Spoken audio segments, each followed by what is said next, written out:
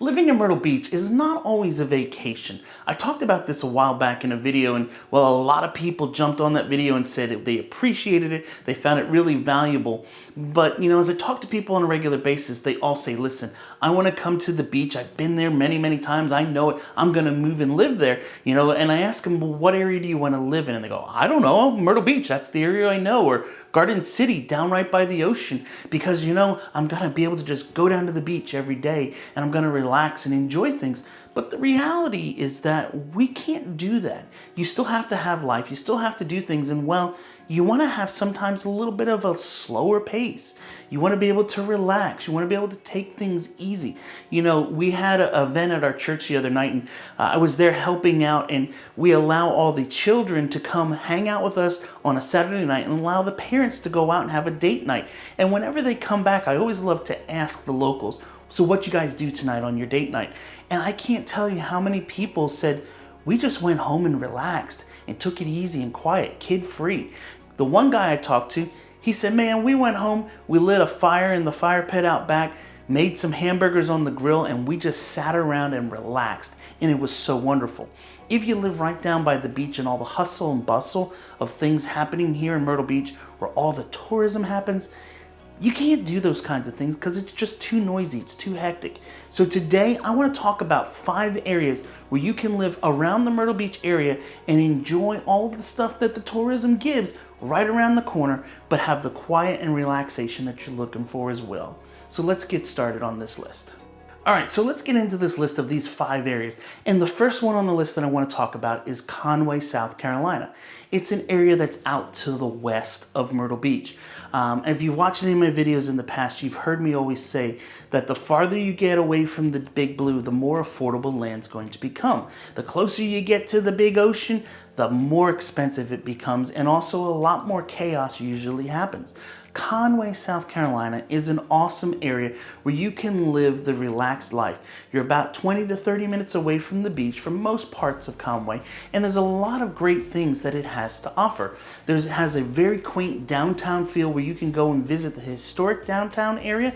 Heck, there's old oak trees that you can walk down the street and see. There's all types of old-timey shops where you can go and visit, locals owned, that have all kinds of great artisan crafts and things to check out. There's a lot of great little local restaurants that you can go and check out with all kinds of really good food for affordable prices and so much more. Conway also has the college that's right near it, and also the Riverwalk. You can go take a walk down by the river and see the beautiful scenery that Horry County has to offer right there in Conway. So if you're thinking about a spot where you can move, find a place that's a little more affordable to live, Conway's a spot you definitely want to check out. Now, some of the big things that are drawbacks to Conway is this. You have to use Highway 501. That means you're going to be taking the main road to get down to the beach most of the time. That's the road where everyone who comes on vacation comes in to get to the area. So if you're trying to take a trip over to the beach on maybe a Friday afternoon in the middle of summer, it could take you a little bit longer to do that than your normal time. Or if you're someone who works at the beach and has to travel home, it's definitely going to take a little bit longer to get your commute to and from work. I used to live out in Conway, and if I left work during rush hour, it would take me an hour and a half to get home. If I stayed at work an extra 30 minutes and left a little later, I'd get home even faster than if I left at 5:30. Doesn't quite make sense how it all works out, but it did seem to happen that way all the time. So that's probably the biggest drawback of Conway, but overall, it's a great spot with all kinds of awesome places to live. The next town that I want to talk about on our list is Socastee, South Carolina. And really, Socastee isn't a city that you can find on a map or something like that. It's an area throughout the Myrtle Beach area. It's down to the south of the city of Myrtle Beach, and some people call it Socastee. If you ask Siri or Hey Google, they're gonna say it even worse. I don't even remember the way it does, but it's pretty bad. But Socastee is an area just south of the Myrtle Beach city limits, and it's zip code 29588. It is also known as the Burgess and St. James community area, and it's a great little spot where you can live, where you're close to all of the action of Myrtle Beach again, but you're a little bit farther south. There's a lot of great communities there with amenities, all types of things to do. One of the other big benefits of why people like living there is that you're still somewhat close over to Surfside and Garden City area to go down to the beaches. But I would say probably one of the biggest cons, and I lived in this area for about 5 or 6 years, was that I wasn't really an easy way to get over to the beach. So that meant that because of the frustration, most of the time when I had, that 30 minutes to go to the beach, we didn't do it. Instead, we would take a trip and go to the neighborhood pool instead because it was more convenient, it was more easy. Also, for me, I didn't care for the beach in that area. I know a lot of you who watch this video are gonna say, Jeremy, I can't believe you would say that about the video. It's so nice. I feel though I'm a little spoiled. I love the Golden Mile up in Myrtle Beach amid the avenues. I think it's my favorite spot on the beach. But that's probably the biggest con that I would say about Socastee area. The other biggest thing that you gotta watch for in Socastee, and I'm not joking when I say this, is the flooding. There's a lot of great neighborhoods that are right along the waterway and some amazing homes that are built. But during Hurricane Florence, Hurricane Matthew, and also the 1,000-year flood, there was a lot of flooding that took place in that area. So it's so important when you guys are thinking about moving to that segment of the beach that you work with an agent like myself that is going to take the time to research and see, has this home had flooding issues? Did it flood during one of these major storms? Has there been a FEMA claim formed against this house that we need to know? And we're gonna check all that stuff, look through the property disclosure and make sure that you're finding something that's safe. But if you can find one of those homes down there that hasn't flooded, there's some great opportunities to get amazing waterfront properties at a fairly affordable price. So you might want to check out the Socastee area as well. So the third neighborhood that I want to talk about is Little River, South Carolina. We've gone south of Myrtle Beach. Well, now we're going to go up to the northern end and we're going to skip over even Myrtle Beach and North Myrtle Beach, which by the way, it is a truly separate town from the city of Myrtle Beach. Whole different world from Myrtle, but we're going to go north of that as well up to Little River, South Carolina. Little River is a great little area that you can go find some amazing possibilities of moving to. It's a little bit quieter than North Myrtle Beach, but you're still close enough by that you can get down and enjoy all that it has to offer. There's a lot of great little spots which have marinas and waterway properties up in the Little River area that you want to check out. And probably one of my favorite pros of the Little River area is Clark's Seafood and Chop House. It is one of my favorite restaurants in the area to visit. It has amazing food, a great atmosphere, and some great areas. You can look out and see the boats in the marina right there. So there's a lot of awesome things to do up in Little River area. Once again, because you're outside the big city areas, you're going to find houses for a little bit more affordable pricing normally and have a little bit less of the hustle and bustle of the tourist towns. So the next town that I want to talk about is probably the counterpart to Little River on the northern end, and that's down on the southern end of the beach, Murrells Inlet. You can live on the inlet and see some of the most beautiful things that Orion Georgetown has to offer. It's real close down to Brook Green Gardens and also down to Pawleys Island and Litchfield. Some other big advantages is that if you're someone who loves to frequent down to Charleston on a regular basis, you're not that far away, probably about an hour to maybe an hour and 15 minutes from there to get down into downtown Charleston.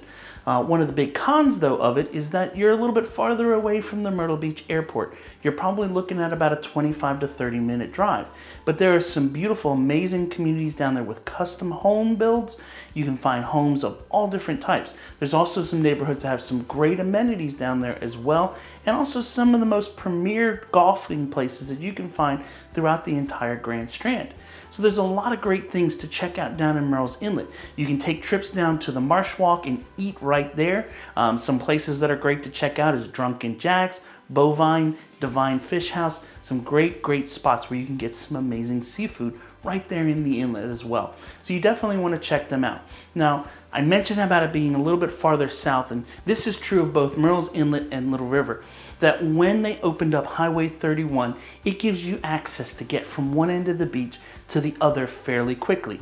If you're all the way down on the southern end and want to get all the way to the north, you're probably looking at about a 45-minute to an hour drive to get from one end to the other. But if you didn't have Highway 31, you're probably looking at anywhere from an hour and a half to 2 hours to get from point A to point B. So it definitely has helped to make getting from one end to the other much easier and made living on one of those far ends much more appealing. So you may want to take that into consideration when you're thinking about living on one of those ends of the beach. All right, and the final place that I want to talk about today, I know a lot of you have probably already guessed it, but it's my favorite place to live, and I talk about it a ton, Carolina Forest. Why is that? I think Carolina Forest is just one of the best spots to live here in the Myrtle Beach area. It's west of all of the tourism on the west side of the waterway, so you're away from all the tourism stuff of Myrtle Beach, but you're close enough that if you want to get over and enjoy those things, you can be there in a 10 to 15 minute drive. If I need to go to the airport to travel out of town, I can do that as well in about a 15-minute drive.